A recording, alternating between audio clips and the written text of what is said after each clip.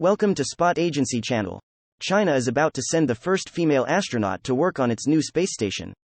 The first woman assigned to work on China's new space station will be aboard when the Shenzhou 13 spacecraft blasts off early Saturday local time, in what's set to be a landmark moment for female astronauts in the country's rapidly expanding space program. Wang Yaping, 41, is part of a three-member team heading for the Tiangong, or Heavenly Palace, space station, where she is expected to become the first Chinese woman to conduct a spacewalk. China's aim to complete the station and have it fully crewed by December 2022 is an ambitious target, but it appears to be on course. Last month, 3 other Chinese astronauts successfully completed a 3-month stay on board, during which they worked on the station's core module and conducted 2 spacewalks to install equipment. This time, Wang's team will stay for 183 days, the longest stint in space by Chinese astronauts. She will be accompanied by Mission Commander Zhai Zigang, 55, and Yi Guangfu, 41. Their spacecraft is scheduled to take off from the Gobi Desert in northwest China at 12:23 a.m. Beijing time on Saturday 12:23 p.m. ET Friday, the China Manned Space Program said Thursday. Preparations for their stay have been long in the making. Last month, a cargo vessel delivered 6 metric tons of food, water, oxygen bottles, spacesuits and other necessities to the station. It will be Wang's second space mission. A major in the Chinese People's Liberation Army Air Force and a transport plane pilot, she was recruited as an aspiring astronaut in 2010.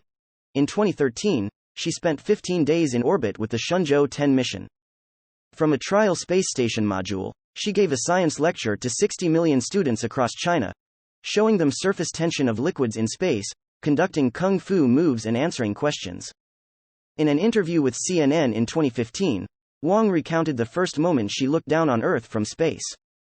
"When I looked out of the window for the first time, I realized the true meaning of the power of life.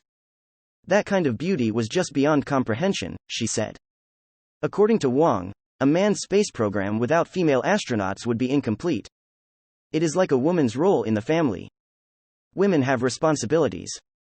We also make serious missions more lively and pleasant," she said. "And female crew members bring a practical benefit too," Wang added. "We women astronauts weigh less than men, and that's more economical to the mission."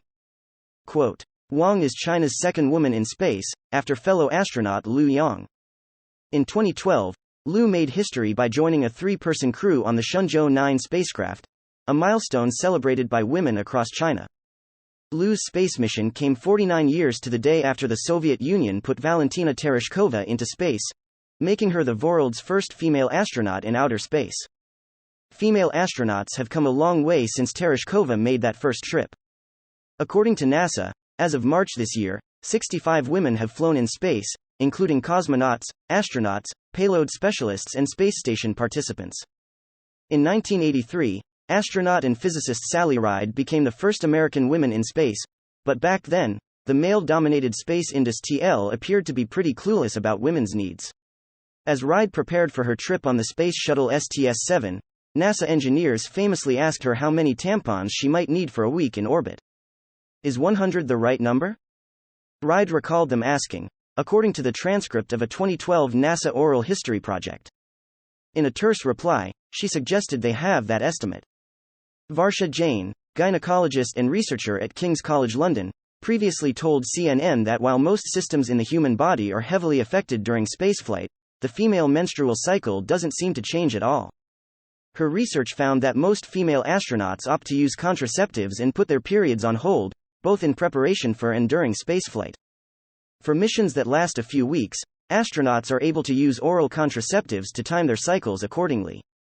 But Jane said no research has been done on long-term use of contraceptives in space, for missions that last for months or even years. According to Chinese state media, among the supplies sent to the Tiangong space station were 60 bottles of toner, 30 bottles of serum and 30 bottles of face cream, as well as feminine hygiene products, all specially prepared for Wang. If you want to hear more news, please subscribe and share our channel. Thank you from now.